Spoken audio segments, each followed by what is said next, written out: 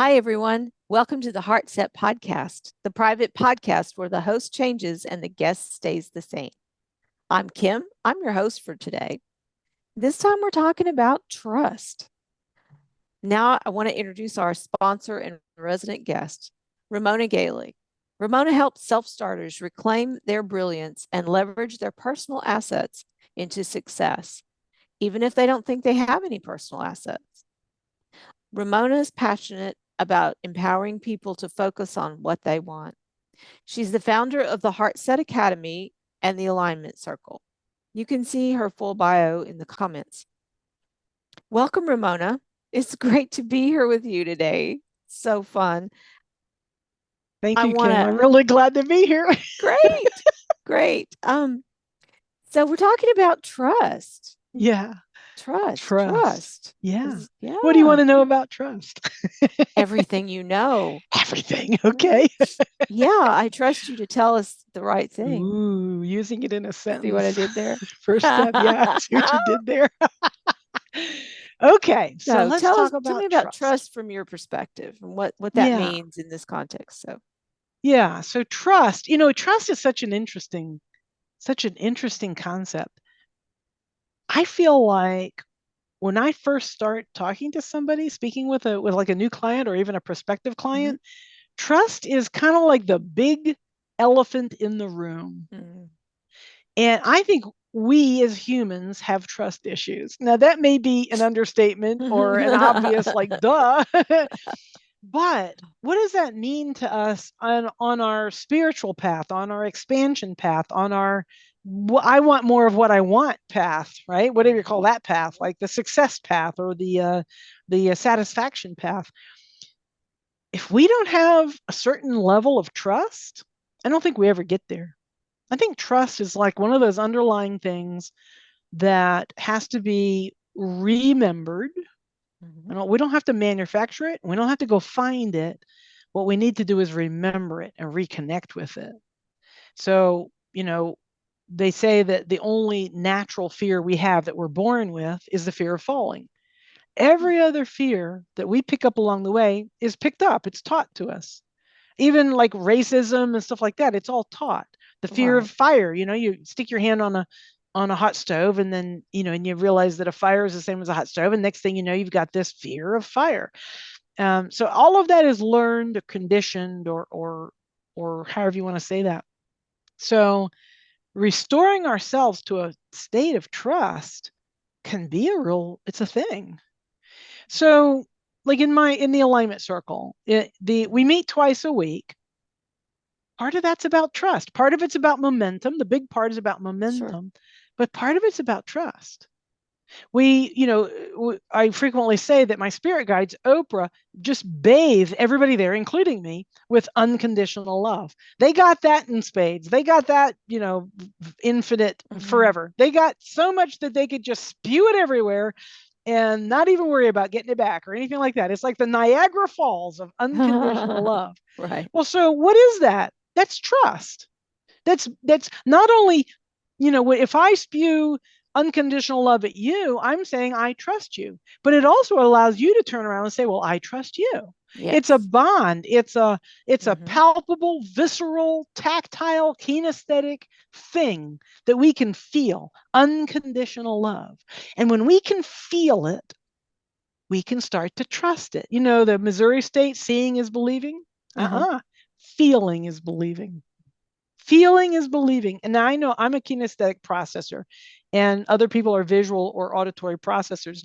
But I think deep down underneath, we're all kinesthetic processors. Which means we feel. Which means that's our primary way of interacting with the world. Okay. Okay. So in the education field, which I ended up being an education major, I didn't mean to. It's a long story, but I ended up being an education major. And what they taught us was about developmental issues, right? So the thing that I remember a lot was them talking about whenever you're standing in front of a class or even working one-on-one with somebody, you want to give them visual, auditory, and kinesthetic prompts, opportunities to interact, discussions, lectures, whatever it is. Like, tell them 3 different ways. Tell them visually, tell them auditorily, tell them kinesthetically. What that boiled down to in their mind was write it on the board, turn around and explain it to them, and then give them something that they can play with or touch or somehow get their bodies involved, or maybe stand up to demonstrate it. Everybody all stands up together and we all demonstrate it together. So, but the kinesthetic was the one that always just kind of like, well, I don't really know how to do that kinesthetically, so I'll just stick with visual and auditory, and that's good enough. And so we were also taught that the kinesthetic processors in the classroom were the dummies. They were the ones that couldn't pay attention. They were the ones that had ADHD. Back then it was just ADD. They added an H somewhere later on. And those were the special needs kids. Those were the problem kids, the behavior kids. And so I didn't find out I was a kinesthetic processor until I was like 45 years old. Oh boy. And so I had always just assumed I was a visual processor because visual processors do well in school. They get good grades. School's pretty easy for them. So I thought, well, I must be I never really thought about it that much. I was never challenged to determine for myself until I was 45 years old. I took a program with the Sandler Sales Institute. I was trying to help the nonprofit, get more clients, more students. And so I took this class, and it involved a test, and the guy comes back and says, so you're a kinesthetic processor and you're blah, blah, blah. And I was like, wait, what? What? Because I had a bias against. So my first couple of years of discovering myself as a kinesthetic processor was just learning to be okay with that idea. Like, how does that even work? If I did well in school and I didn't run around, I wasn't, hyperactive, and I didn't act out physically, this is what I had always been taught. But I think now, after all my training with Abraham Hicks and all of my experience receiving Oprah and all this, getting to know people on this very visceral, very, very vibrational level. I know that sounds contradictory. Vibrational and visceral are almost the same thing for me now, because I've so embraced my visceral side, and now I've learned about my vibrational side. And, vibration vibrates like a piano string. You pluck it, everything, light, everything is a vibration. And so if you can feel it kinesthetically, you can trust it. Getting back to our subject of trust. So I think we're all kinesthetic processors, but many of us have been conditioned away from the kinesthetic towards the visual or the auditory. Right. And so then we walk around saying, well, I'm a visual processor or I'm an auditory processor. And I think we're all, as strong or as weak as we might be in those other two, I think we're actually all very clearly, very strongly, very significantly kinesthetic processors. So when I'm working with my clients, get back into the body, pull it down, pull it from out here in the head, out in the middle of midair, and pull it right back here, right back into the body, into the breath, into the heart. If you can feel it in your body, now we're talking. And this is what you have to do with trust. Okay. You got to get it back into the body. You've got to get back into the body.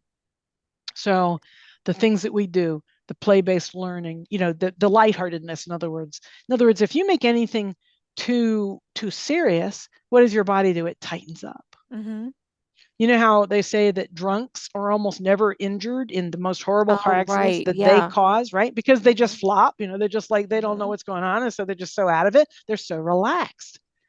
And when athletes talk about getting in the zone, they're talking about their body. Everything that's not needed to be in that performance right in that moment is completely relaxed. And everything that's in the moment needed to be performing is an excited form of relaxed. But it's all relaxed. There's no excess tension there. There's no fear. There's no stress. There's no resistance. They're just in the zone. They just know exactly what they're doing. Watch any really gifted athlete, fall just a certain way catching the ball, or reach up, and just make that, they just have such fluidity and such connection with their body. That's all trust. It's easy to trust when you're in the body. It's almost impossible to trust when you're not in the body. And I don't mean that you're actually teleporting out of the body. I mean, you're not focused in the body. You're not aware of your body. You're not like consciously and intentionally living in your body. You're all up in your head.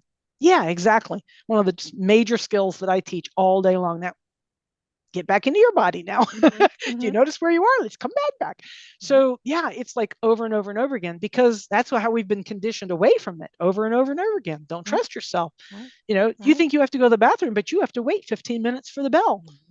Mhm. There's a perfect example, right? Like of Exactly. That we're happened to just me in my elementary school years. I mean, you got in trouble, you got your name written on the board if you had to oh go to the dear. bathroom between recesses. Oh I my goodness. right? And you could tell. I mean, I can feel that in you. Like, wow, I was going to get my name written on the board. Hmm. They made that such a big deal. You It's had a body. shaming. How dare you have a body? Yes. Right. Yeah, we've got to get back in the body. We've Mm-hmm. got to, and that's where the trust is. And that's so play-based learning. So the safe environment. A lot of people say I could never be in a group, Mm-hmm. Oh and I yeah. couldn't either. I couldn't either. I couldn't be in a group. I'm so No. introverted. I'm so shy and I'm so Yes. protective and private, right? But in the right group, Mm-hmm. because see, here's the thing, one on one, it's a little bit hard. It's a lot harder to develop trust one on one when you're just relearning trust. When Hmm. you come into a group, this is why they do group therapy so much in like mental therapy, like emotional health therapy, because when you want to say something and you're afraid to, and the person next to you or across the room or what, in a Hmm. small safe intimate environment, a protected environment, says the same thing that you're thinking, your trust engages. Yeah. Your trust engages because you've got a common bond, a common language, a like-mindedness. People talk about finding like-minded friends and like-minded colleagues because there's a sense of trust there. If you're like me, then I can trust you. If you're Mhm. not like me, or if I don't know if you're like me, I can't trust you. So it's all about building trust, first and foremost with ourselves, inside ourselves, and then with source. And Mhm. sometimes source comes first and then ourselves. Usually it's ourselves and then source. But you got to get both of those nailed before you Yeah. start trying to trust other Right. humans. Yeah. Yeah. The just to think that you're worthy of the trust of others and of having that trust is incredible. It Like I is. avoid groups, pretty much. I'm not a group person, but Mm-hmm. the group function, if to just actually be in a loving, supportive group and trusting that these Yes. these people are loving and supportive, not needing it, not like conditionally, but actually experiencing that sort of a little cocoon or a nest or you know, an enfolding in that kind Yeah. of atmosphere of trust is very, very healing and it makes a lot of difference. So Yeah. that environment of trust is key. Yeah. It's kind of the way you're describing it, kind of made me think of the difference between the group, which can be like the other. Mm-hmm. I mean, we have our group, and then there can be another group, and there are even more other, but even within this group, they can all feel like the other, versus a family, for example. A Yes. family doesn't work for everybody because some of us have been, kicked Mm-hmm. out when we were 14 Mm-hmm. for being gay or whatever. But if you have a loving family, and then that feeling, you can recall that feeling later, or it can be recalled to you, really is what it is. You step into a truly safe environment, an Uh-huh. intimate, supportive, encouraging, positive, uplifting environment where you're literally loved from the moment you arrive just for being you. Mhm. That's kind of like family, right? The baby Yeah. arrives, everybody loves the baby. Yeah. Like, there's no question that some people are kind of mad at the baby. No, everybody loves the baby. And Right. so you grow up in that. And of course, things happen and the metaphor breaks down a little bit. Mhm. But that feeling of family, of being held, that's Yes. exactly that's Yes. exactly why I keep, the numbers of my group right where they Mm-hmm. are. Mm-hmm. It's it could, and I have been kind of toying with adding a larger group where, for people who just want to come and get the information, they want to ask a question, or they just want to feel the energy, but they're not, maybe not ready, maybe not feeling Yes. worthy, like you Right. you Yeah. brought up, right? Not worthy of the small group, Mm-hmm. or maybe they just don't need it for whatever reason. But that small group is always going to be my, you know, signature Yeah. product or whatever they call it, my Mhm. the place close to my heart. The whole, how can I say this? So the to me, another part of trust, just getting back to the trust thing, is the idea that you can ask any question. Yeah. So if I feel like I can only ask about, let's say business questions. I'm in a Mhm. business meeting. Let's say I have a mastermind group that I belong to, and we meet every week and we talk about, the struggles we're doing. But if what's bothering me right now is a memory I just had about something, that happened when I was a kid, something pretty Mhm. dramatic, and it's got me all upset, that place, as safe as it is for some things, is not good for that thing, right? Yeah. Right. And vice versa. If I'm in a you know, incest resolution group, right? That's about Yeah. as intimate as it gets, right? And I'm having trouble with my business. Uh-huh. I'm not going to feel comfortable talking about it Mm-mm. in that setting. Mhm.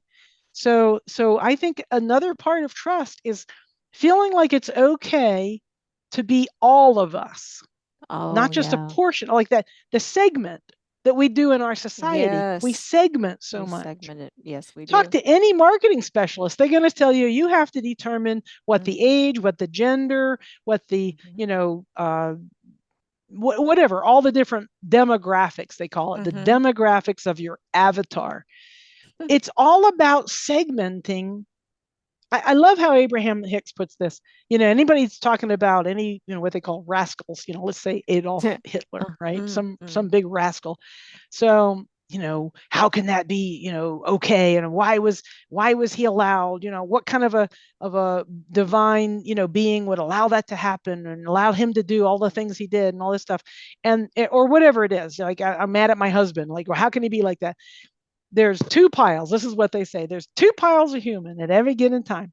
The ones that are in alignment right now and the ones that are not in alignment right now. And your job is to figure out which pile you're in. not which pile anybody else is in, Yeah. but am I in alignment right now or am I not in alignment right now? Mhm. And so I like taking that approach with everything. No question off limits. Mhm. No topic too personal, too intimate, too silly, too out there for the group. Mhm. And so within that trust environment, trust blossoms Mhm. and worthiness blossoms, faith Absolutely. blossoms. Mhm. You have an interesting, we were talking at one point about the difference between trust and faith. Do you want to talk about that a little bit? Sure. My opinion or philosophy, whatever, trust is more felt, more felt. I mean, you can experience, well, faith, I guess, faith isn't to me is a belief, is more of Okay. a assent. Yes, I have faith in that. Mm-hmm.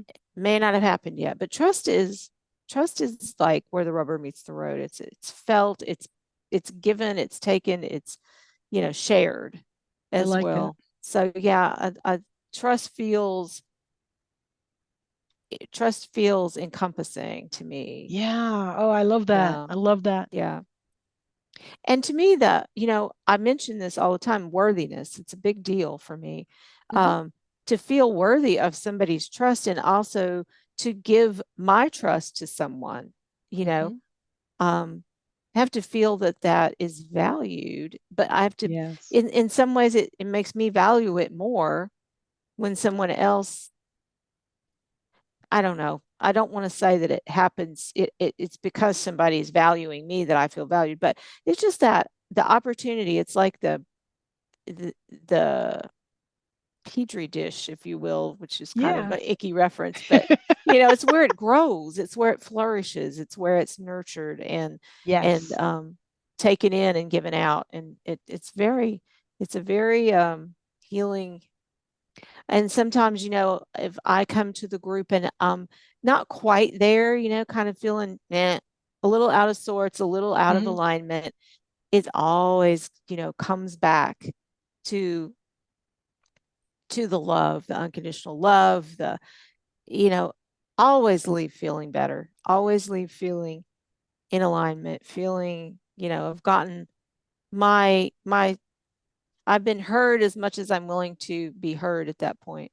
Right, right. Oh, that's beautiful. That's beautiful. And I Yeah. love that distinction on trust versus faith, that it's not only just felt, but it's reciprocated. It's a Mhm. like, you know how Oprah says close the circuit? Yes. Like there's an Yes. electrical Mhm. circuit, and as long as, if you've got wires, but they don't actually connect, then the electricity just sits there. As soon as you Yeah. close the circuit, like flip the switch, it goes Yep. zzz, everything can Yeah. flow. And Hmm. that's kind of what you were saying I reminded think it me of is. Yeah. about trust. It's like this closed circuit where Mhm. we're all present. We're all right there. But it's not that my trust depends on how you feel. It's not Right. like that. Yeah. Yeah. It's that I don't know exactly how to say that, Hmm. but I mean, I can really feel it when you talk about Yeah. it. So Yeah. It's a thank you. felt thing. It's a feeling. Yeah. Yeah, it's a felt Hmm. thing. Yeah, Like when beautiful. somebody says, "Oh, yeah, I want to know about this," and most of the people go, "Oh, yeah, I want to know about that too," or "That's exactly what I was going to say," or even after you've shared and asked, and someone will say, you know, they'll give you some reinforcement or some, you know, "Oh, yeah, I have the same struggles, the same." Thing in my life too, and validation in it, Yeah, validation. Mhm. How much does validation have to do with trust? Can you trust without validation? I don't Mm. think so. I think it's I think it's a big part of it. I think it comes along with it. If, validation, you Yeah. if I don't trust you and you don't really mean anything to me, your validation doesn't mean anything. It's not really validating. That's true. That's Who very cares? true. Yeah. Yeah. Yeah, yeah. Yeah. So it's all part of that, Yeah. I think. Yeah, it's all part of that. And the trust, I don't know, I love this subject. I feel like we could go on and on Yeah. forever Yeah. about trust. It's just got to be,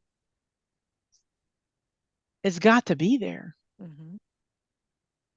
If we're going to feel satisfied, if we're going to feel confident, if we're going to feel worthy, if we're going to feel loved, Yeah. trust has got to be there. And Exactly. not just in, like you were saying, not just in one direction. It's like Hmm. omnidirectional. It's like Yeah. omnidirectional. Right. It's a big ball of trust. Yeah. It has to be okay for me to be me.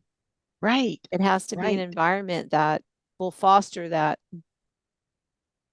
taking off of the armor and Yeah. unfurling sort of and blossoming. Yeah.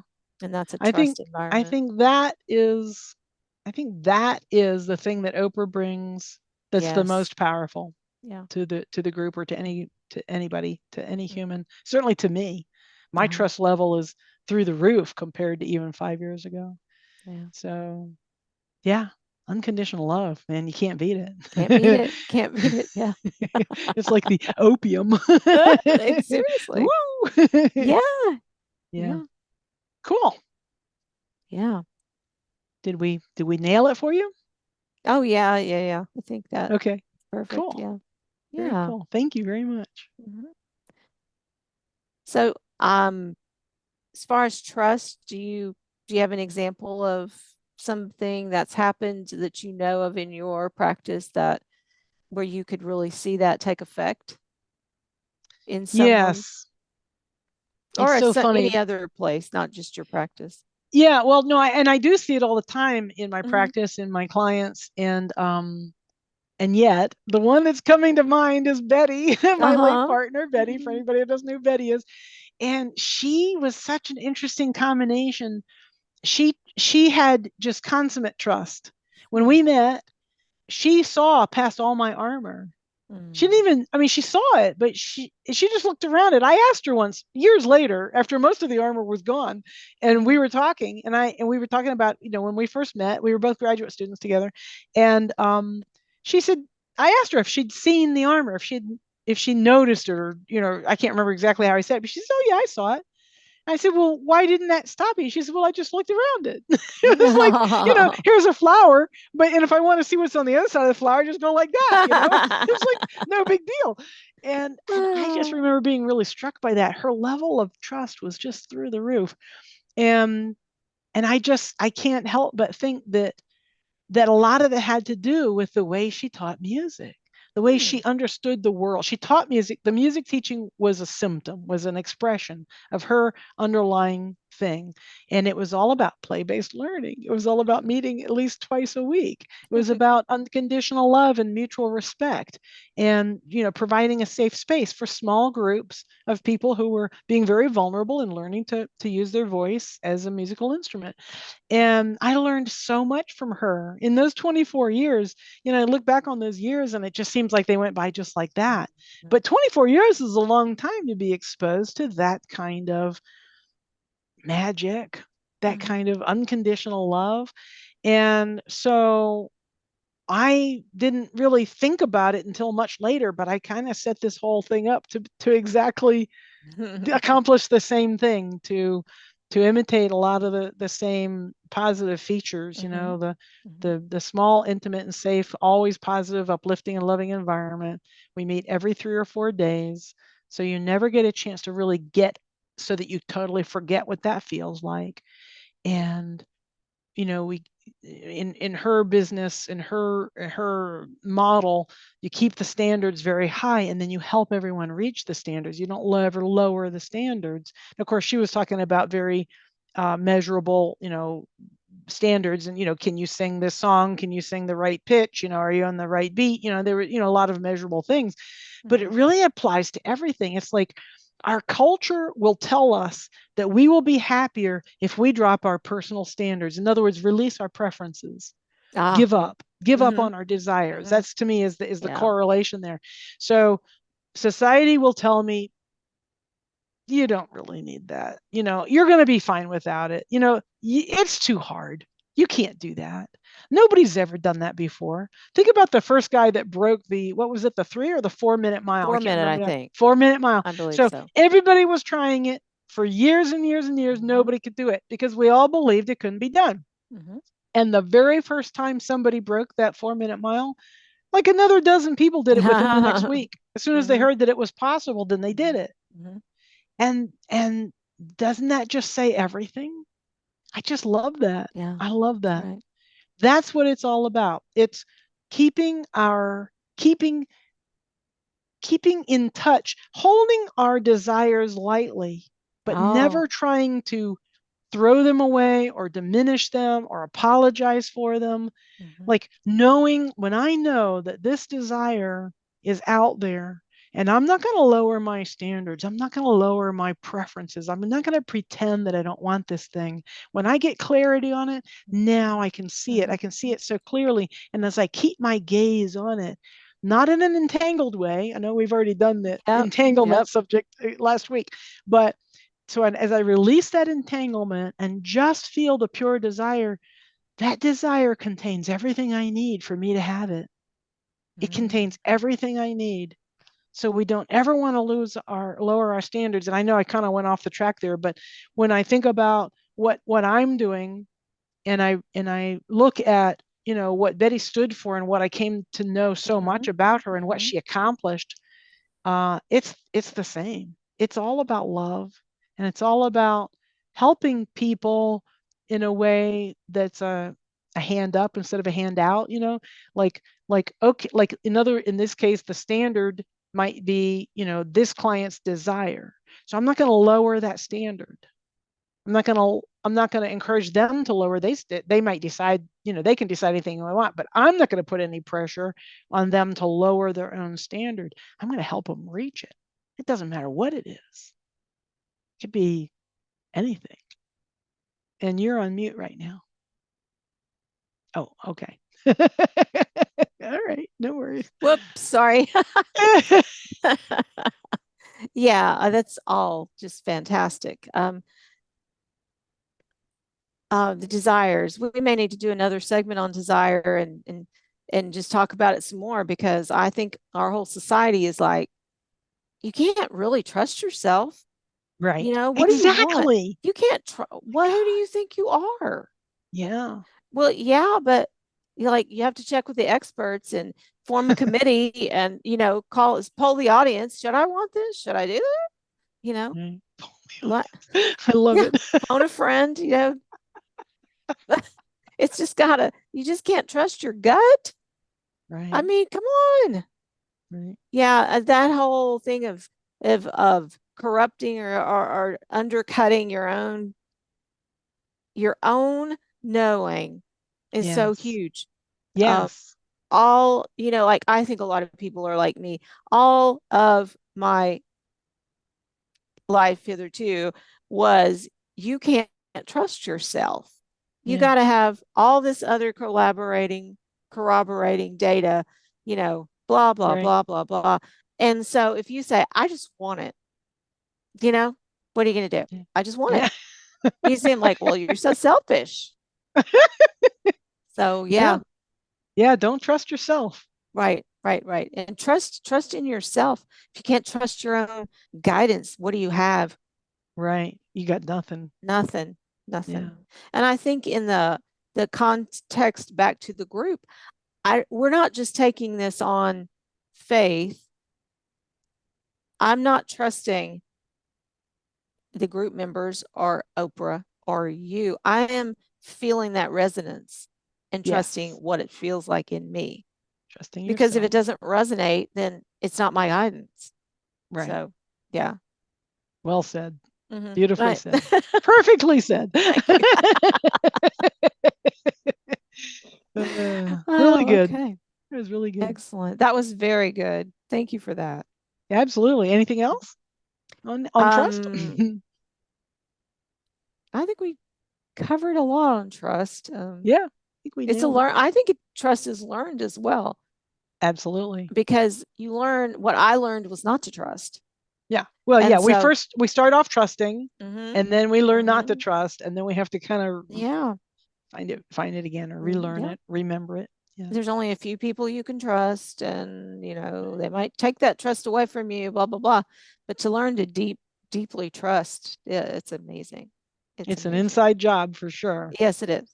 Yes, it Yeah, is. starts at home, as they say. Yeah. Right here. Yeah, yeah. Okay. Beautiful. All right. Yeah, Wonderful thank you so conversation as much. always. It was Thank you. great. Thank Okay. you. All righty. Bye. Bye.